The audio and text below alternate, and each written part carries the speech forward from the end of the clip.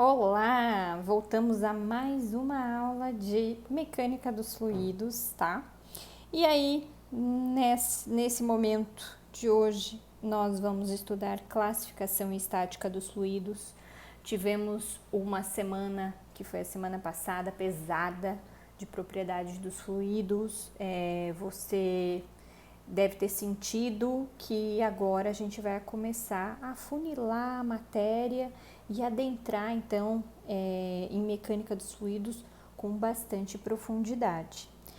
Não se esqueça então de acompanhar a disciplina pelo livro, pelo nosso livro, que eu sempre recomendo, que é o livro do Franco Brunetti, tá? Fora isso, o livro do autor Sengel também tem a minha recomendação também para você fazer o acompanhamento dessas temáticas de aula, tá? Existem muitos canais no YouTube, por exemplo, que explicam essa matéria super bem também, tá? Então não deixe de acompanhar aqueles canais mais famosos, né? Não deixe de verificar, né, a procedência desse canal, né, quem é o professor, onde ele se formou, o que ele fez, tá bom? Então vamos começar então classificação estática dos fluidos, um pouco e bastante de classificação de fluidos nós vimos então na aula na semana passada, tá? Então eu vou utilizar esse material aqui. E vou adentrar então a estática dos fluidos. A estática dos fluidos trata com problemas associados aos fluidos em repouso, tá? Então toda vez que eu vou falar estática, eu vou falar fluido em repouso. O fluido pode ser então líquido ou gasoso. Então toda vez que eu tô falando fluido, eu estou falando em algo que está ou no estado líquido ou no estado gasoso, ok? Só para a gente ter uma ideia aí. A estática dos fluidos normalmente é chamada de hidroestática, quando o fluido então é um líquido, mas quando ele é gás, a gente chama de aeroestática, tá? Na estática dos fluidos não há movimento relativo entre as camadas adjacente de fluidos, portanto, não há tensões de cisalhamento, ou seja, forças tangenciais. Lembra aquela história de forças tangenciais que a gente tanto calculou? Tensão de cisalhamento é força tangencial dividido pela área de contato, né? Então, a gente não tem tensão de cisalhamento, ufa! No fluido, então, o fluido então não pode se deformar. A única tensão com a qual tratamos na estática é a tensão normal, que é a pressão. Lembra que a gente comentou na semana passada sobre pressão? Então, esse termo pressão é utilizado então para definir a distribuição por unidades de área de uma força normal, tá? A uma superfície, ok? Unidade pode ser quilopascal, tá? Quilopascal.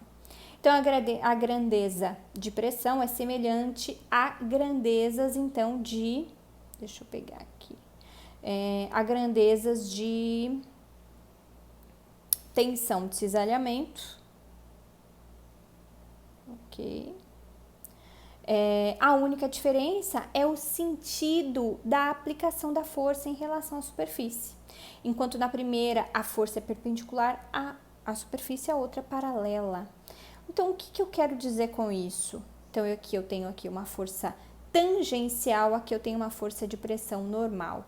Então, lembra que eu falava desta figura aqui, ou dessa figura hipotética aqui? Então, eu tenho um plano hipotético aqui, qualquer plano, imagina o capô de seu carro, né? Se você não tem um carro nesse instante, vamos imaginar que daqui a pouco você vai fazer aquisição dele, tá? Então, pensa ali no capô lindão do seu carro. Se alguém fizer uma força, assim, angular, a força aplicada, apoiar-se na frente do capô do seu carro, a força do apoio que essa pessoa vai fazer no capô, ela vai ser, então, decomposta em relação ao eixo X, em relação ao eixo Y, tá? Então, essa força aqui, em relação ao eixo Y, ela vai ser a força de pressão. Então, em relação ao eixo X, vai ser a força tangencial, tá? Que a gente viu, inclusive, nos últimos exercícios do tópico passado. Quando eu estou numa tubulação, eu tenho a mesma situação, tá? Só que agora eu tô falando aqui de uma situação em área circular.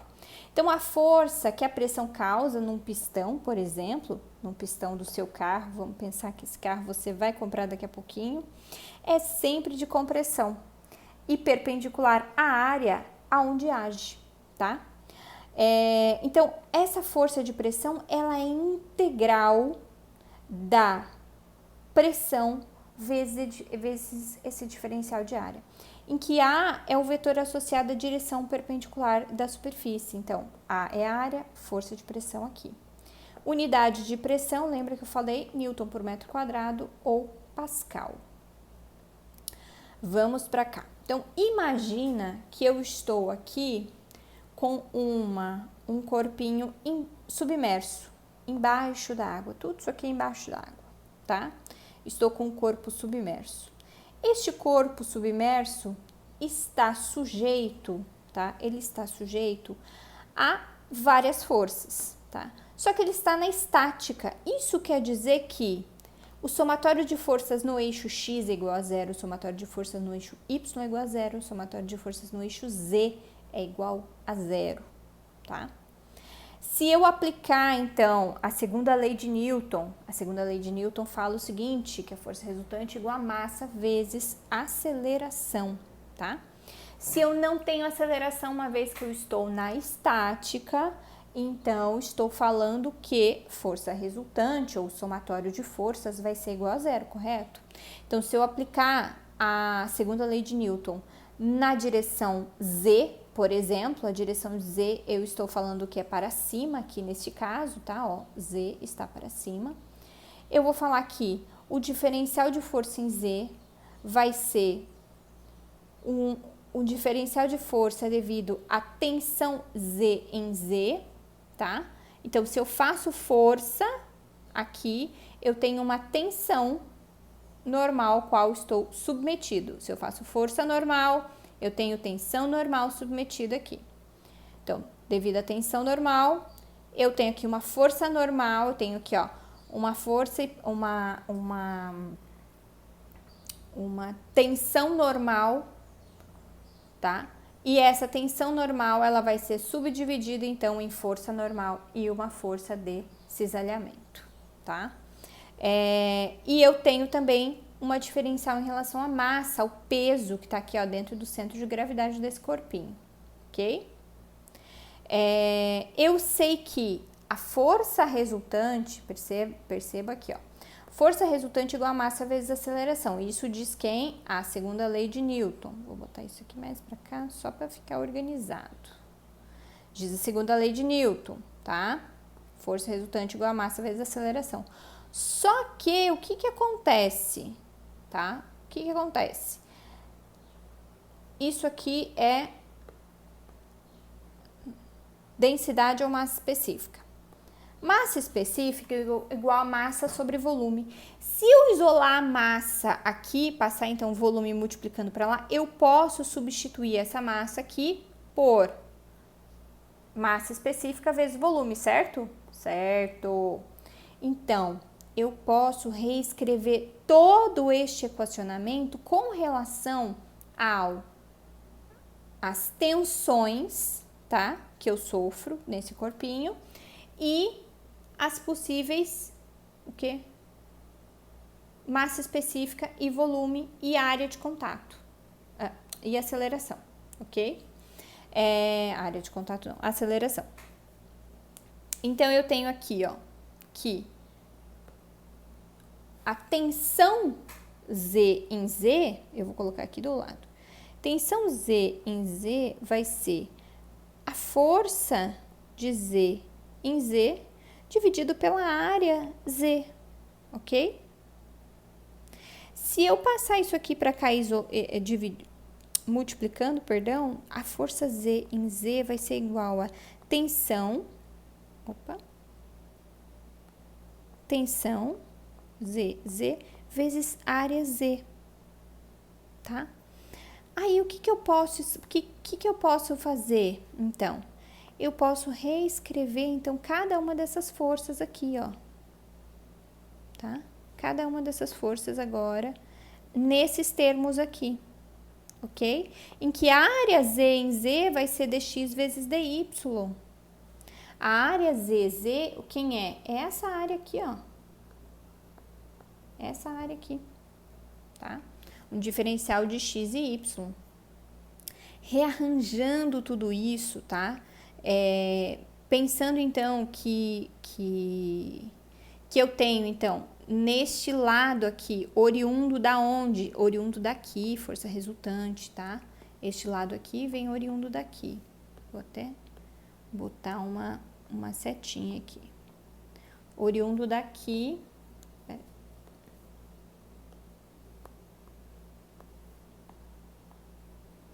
Ó, oriundo dali de cima vem o nosso...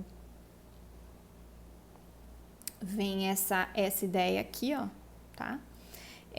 Rearranjando tudo aqui. Uma vez que volume vai ser um diferencial, né?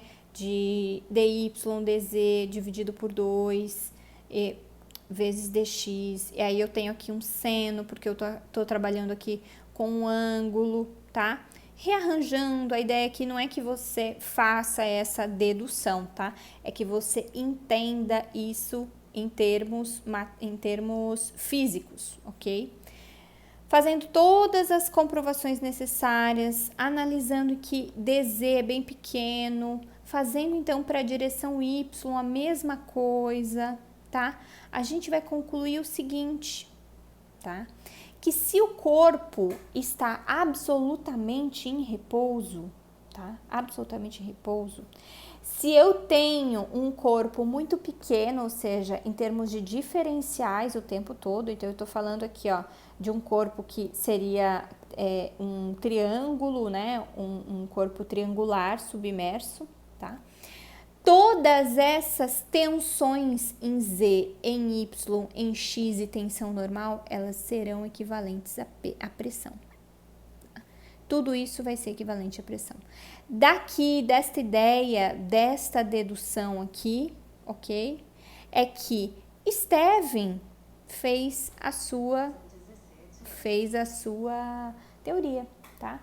Então, a lei de Stevin fala o seguinte: os princípios da hidrostática ou estática dos fluidos, que envolvem, ele estudou isso, né, os princípios, e aí a lei de Stevin fala o seguinte: existe um equilíbrio em x, y e z, que é exatamente isso que está descrito aqui em cima, tá? Que foi comprovado matematicamente, em termos diferenciais, em tudo que tem direito aqui, tá? Então, a gente tem que disponibilizar, né, esse material matemático aí para vocês explorarem isso, né? Mas, basicamente, Stevin fez essa comprovação e falou que estamos no equilíbrio absoluto e total quando estamos submersos, tá? Então, todo, né, equacionamento se dá, então, o equacionamento comprova, então, esse equilíbrio. Este equacionamento se baseia, então, no equilíbrio das forças de um elemento, né, de um elemento infinitesimal. Então, ele vai falar aqui, de várias maneiras, que esse corpo submerso, ele está em equivalência absoluta em todos os eixos, né? Então, como o fluido está em repouso, eu falo que a segunda lei de Newton, força resultante igual a massa vezes a aceleração, igual a zero, né? E aí eu tenho lá pressão igual a força sobre área. Agora, se eu for fazer toda aquela comprovação novamente, né? Eu vou falar o seguinte, que falando, né, de um corpo quadradinho, eu falo o seguinte, que as forças de 3 e 4, que estão nesse eixo, então vão ser equivalentes a zero, tá? força igual a pressão vezes a área. Então, lembra que isso aqui é a área, área, isso aqui é pressão, tá? Então, da onde saiu cada coisinha. Aqui, ó. Área, pressão, tá? Aqui, fazendo a mesma coisa para o eixo Y, tá? Que ele chama de eixo Y. E a mesma coisa no eixo Z, então ele chama de Z essa altura, tá? Mais uma vez a gente tem aqui o eixo Z em relação a essa altura. E aí, no eixo Z, ele fala assim, pressão 2 menos pressão 1, tá? Pressão 2 menos pressão 1, ela vai ser igual a menos o ρ, que é, isso aqui é o peso específico, eu vou até ver se tá aqui, ó, tá aqui embaixo. Isso aqui é o peso específico de um fluido, tá? Quem é peso específico? Peso específico, se a gente não explicou até agora, a gente vai explicar. Peso específico igual a massa específica vezes a aceleração da gravidade, tá? Ok? Peso específico igual a massa específica vezes a aceleração da gravidade. Então, em que P1 e P2 são pressões dos fluidos, nessa referência 1 e 2. A pressão, então, pode ser quilopascal, pascal, quilograma-força por centímetro quadrado. Rho, peso específico. Se a gente considerar Z um eixo, então, de duas cotas de referência, né? Então, quer dizer, essa altura e essa altura aqui. Eu posso, então, colocar uma equivalência em relação a Z, tá? A Z. Então, eu posso rearranjar todos esses termos em termos de pressão 0 em 2 e pressão P em 1, tá? Uma diferença de alturas em Z aqui, tá? E aí eu posso ter daqui a equação, aqui, né? Nessa equação aqui, a equação geral da hidrostática, tá? Vai ser a diferença de pressão, ela é... A variação de pressão ela é equivalente ao peso específico vezes a variação da altura do meu corpinho, tá bom? Então, a altura da coluna de líquido acima da gente tem um certo peso. Este peso mais a pressão atmosférica vai fazer, por exemplo, o peso total de um mergulhador, tá bom? Talvez não tenha ficado tão claro aqui nesse momento, mas aguarde que vai dar certo, tá? De acordo com Munson também é um livro muito bacana para estudar. Na estática dos fluidos, não há tensão de cesariamento nas superfícies das partículas do fluido. As únicas forças que atuam na superfície submersa são as provocadas pela pressão, tá? Então, vamos avaliar agora num tubo nu. Fala-se, então, que uma pressão na mesma linha é igual, tá? Então, pressão, para que todo esse tubo em U esteja na estática, a lei de Stevin fala o seguinte, que a pressão em C é igualzinha à pressão em D, ou seja, a pressão em C, que é pressão que está aqui em A, mais ρGH. Quem é ρGH? Massa específica, aceleração da gravidade. Lembra que eu falei que peso específico seria isso aqui? Eu poderia substituir? Poderia substituir, tá? Então, massa específica vezes aceleração da gravidade é igual a peso específico. Opa, meu rolo ficou feinho aqui. Pressão em D, quem é pressão em D? Pressão atmosférica mais ρGH, também um certo H aqui hipotético, tá? A manometria é a técnica de medida de pressão. Uma das técnicas mais utilizadas na medição de pressão, que envolve o uso, então, de colunas de líquidos verticais ou inclinados, tá? Manômetros, né, do tipo barômetros de mercúrio, ou piezômetros, ou manômetros em U. O evangelista Torricelli, um dos últimos discípulos de Galileu Galilei, inventou o barômetro em 1643. E foi o primeiro que estudou a pressão atmosférica, a pressão atmosférica como resultado do peso do ar e seus efeitos, tá? Então, ele fez uma pesquisa, então ele mostrou aqui,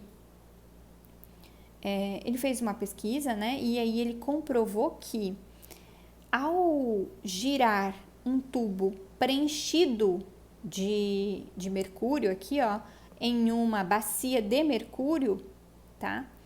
Formava-se aqui em cima, vocês vão reparar, um vácuo, tá? Um vácuo, aqui, ó, um vácuo.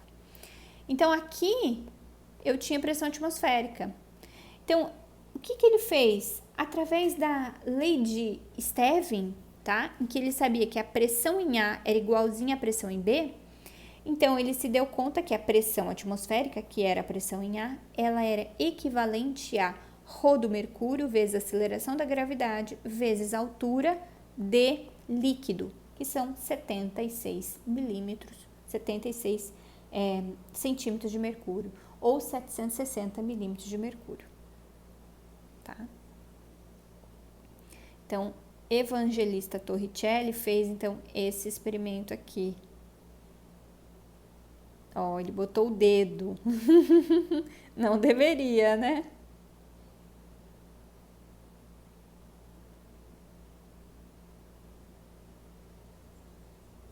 Tá? Então, foi esse experimento aqui que Torricelli fez. Vamos dar um exemplo aqui.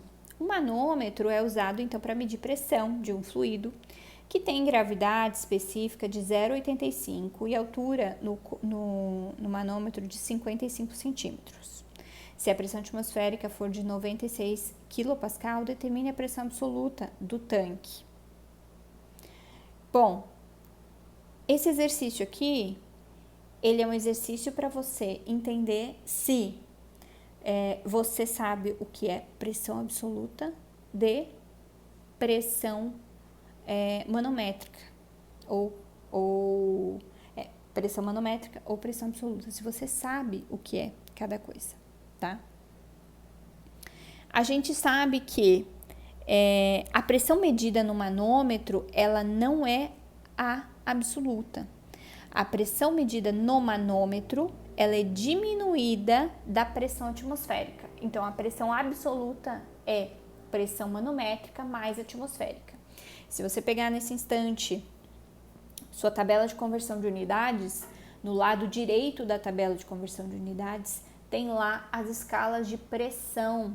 Perceba naquela escala que temos o que? Ali a pressão absoluta, que seria total, a pressão manométrica e a pressão atmosférica, tá? Então, o fluido do tanque é um gás cuja densidade é muito menor que a densidade do fluido manométrico, então é dado pela gravidade específica do manômetro, que é 0,85. Então, consideramos a densidade padrão da água de 1.000 kg por metro cúbico. Então, a gente consegue então calcular. Lembra que eu falei sobre densidade relativa? Alguns livros trazem então GE, alguns livros trazem como DR, tá? Então depende, você vai ver cada caso um caso. Mas aqui, ó, a densidade relativa vezes a massa específica de referência, eu tenho então aqui o cálculo da massa específica a qual esse fluido manométrico tem, tá? A pressão total, então, vai ser pressão atmosférica mais a pressão medida dentro do manômetro, né? Eu tenho uma pressão atmosférica que ele fala que é de 96 kPa, então eu venho aqui e substituo. E depois, então, medida no manômetro, então eu tenho aqui o que ele me fala, que é uma gravidade específica e uma altura de manômetro, tá? Então, como eu sei que a pressão é calculada por ρGH, ρ massa específica, G aceleração da gravidade, H altura, ok? Vou fazer toda essa conta aqui e perceba que neste cálculo eu já tenho que fazer a transformação de unidade para quilopascal, tá? Então, eu tenho aqui, ó, 850 kg por metro cúbico. Vou até cortando as unidades aqui. 9,81 aceleração da gravidade. 0,55 é o que? A altura que ele falou no exemplo, tá? Tenho que fazer a transformação, então, de Newton, 1 Newton, 1 quilograma metro segundo ao quadrado, e aí depois eu ainda tenho que dizer que 1000 newtons por metro quadrado tem 1 quilopascal, perdão.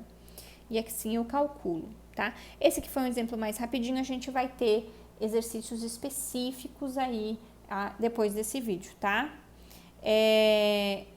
Lei de Pascal.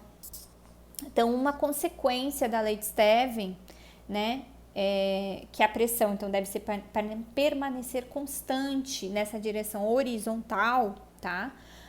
A pressão aplicada em um fluido confinado aumenta em todo o fluido na mesma medida.